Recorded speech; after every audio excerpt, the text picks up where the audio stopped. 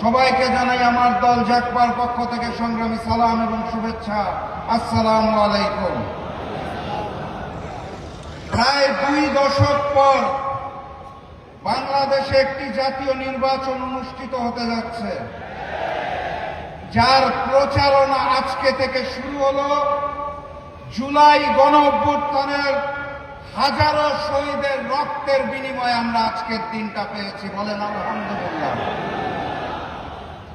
আজকে এখানে আমাদের অত্যন্ত আনন্দ ঘন পরিবেশে, উৎসব মুখর পরিবেশে প্রচারণা করার কথা ছিল, সেটা হচ্ছে।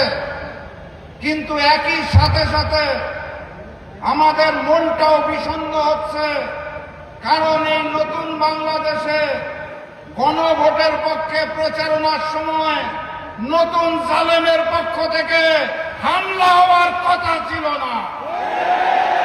মসজিদে প্রবেশ করে তারা আমাদের উপর হামলা করেছে, আমাদের বোনদের উপর হামলা করেছে। ঢাকা 15 আসনের জনগণকে জানিয়ে দিতে চাই, মাথা উঁচু করে জবাব দিবেন। নতুন বাংলাদেশে নতুন জালেম চলবে না। জবাব হবে 12 তারিখে। আমরা শান্তি চাই, কিন্তু কেউ যদি অশান্তি সৃষ্টি করতে চায় তাহলে আমরা শহীদ হতে জানি, আমরা রুখে দাঁড়াতে জানি। ওই একটি বৃহৎ দল নতুন করে প্রচারণা করার চেষ্টা করছে না ভোটের পক্ষে। আপনারা তাদেরকে জানিয়ে দিবেন, যারা পাথর দিয়ে মানুষ হত্যা করে তাদের জন্য না, যারা চাঁদাবাজি করে তাদের জন্য না, যারা নতুন স্বৈরাচার তাদের জন্য না, আগামীর বাংলাদেশের জন্য আমরা সবাই হ্যাঁ। অতএব গণভোটে হাঁকে জয়যুক্ত করতে হবে।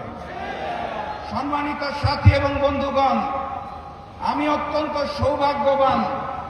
একটি আসনে নির্বাচন করার কথা ছিল, ঐক্যের বৃহত্তর স্বার্থে নির্বাচন করছি না। এখন 300 আসনে প্রচারণা করতে পারবো আলহামদুলিল্লাহ। এবং প্রচারণা শুরু করলাম আমিরে জামাত ডাক্তার শফিকুর রহমানের সমাবেশ দিয়ে আলহামদুলিল্লাহ।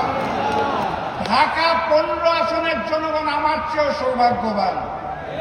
কারণ কি, বাংলাদেশে 300 আসনের 299টা আসনে জনগণ ভোট দিবে আগামীর এমপি বানানোর জন্য। ঢাকা 15 আসনের জনগণ ভোট দিবে বাংলাদেশের আগামী প্রধানমন্ত্রী নির্বাচন করার জন্য।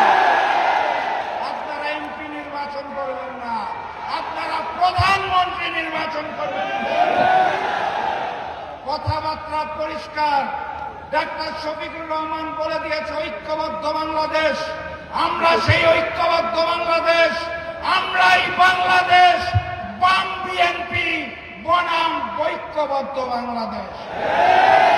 আমরা আগামীর বাংলাদেশে ওই নতুন স্বৈরাচার আর ফ্যাসিজম চাই না।